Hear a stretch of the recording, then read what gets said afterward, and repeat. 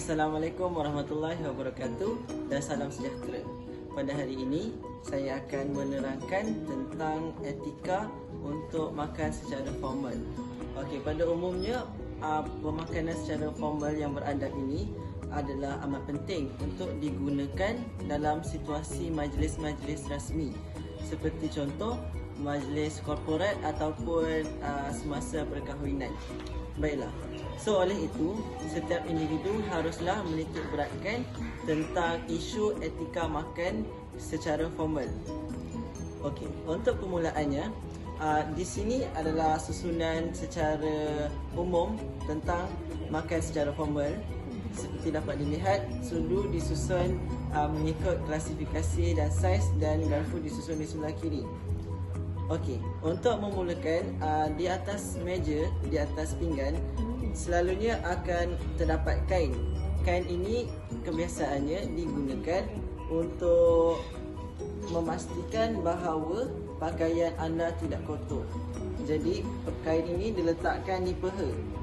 Namun begitu, bagi kanak-kanak, mereka meletakkannya di atas baju, tetapi ini tidak formal untuk dilakukan di majlis rasmi.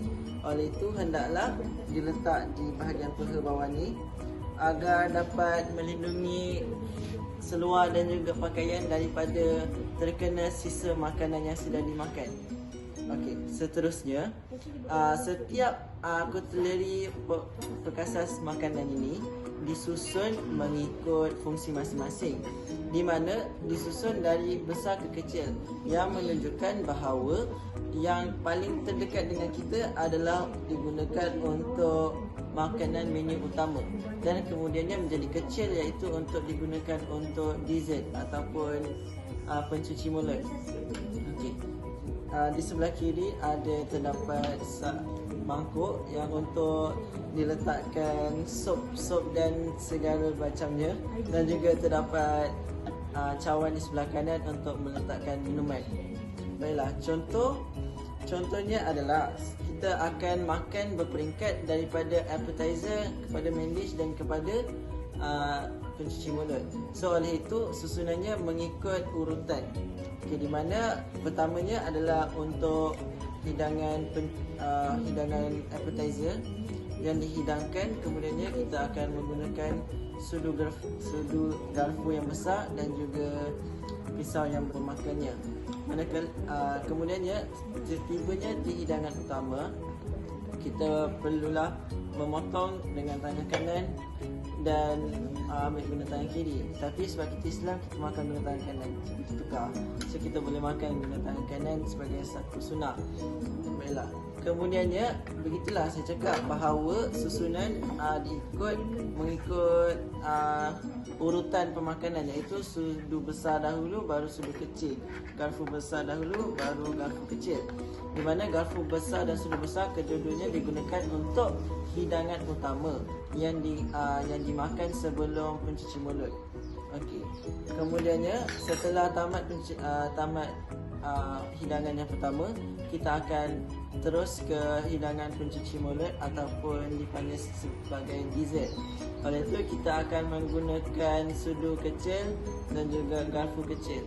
Kenapa pencuci mulut digunakan alat-alat yang kecil? Kerana kebiasaannya hidangan pencuci mulut dihidangkan dalam kuantiti yang kecil. Sebagai contoh, kek, agar-agar dan juga puding. Kerana setelah kita makan makanan yang berat sebagai hidangan utama, pencuci mulut haruslah yang ringan, sekadar untuk memberi manisan kepada mulut untuk melengkapkan suatu hidangan secara formal.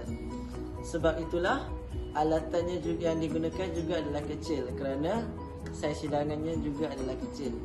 Baiklah. So, terdapat beberapa adab secara etika semasa makan di suatu majlis yang formal. Yang pertamanya adalah jangan letak siku di atas meja, kerana ianya akan menunjukkan sebagai suatu sikap yang kurang sopan. Dan kemudian keduanya, tidak digalakkan untuk bercakap secara berlebih-lebihan, kerana mungkin akan mengganggu ketenteraman orang lain semasa di majlis tersebut.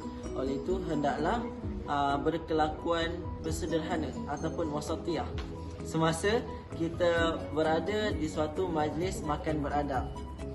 Okey, itulah sahaja daripada saya mewakili Hubrum Tercelia di Kolej Marakulim untuk menerangkan etika makan secara beradab di majlis-majlis formal. Sekian, terima kasih. Assalamualaikum warahmatullahi wabarakatuh.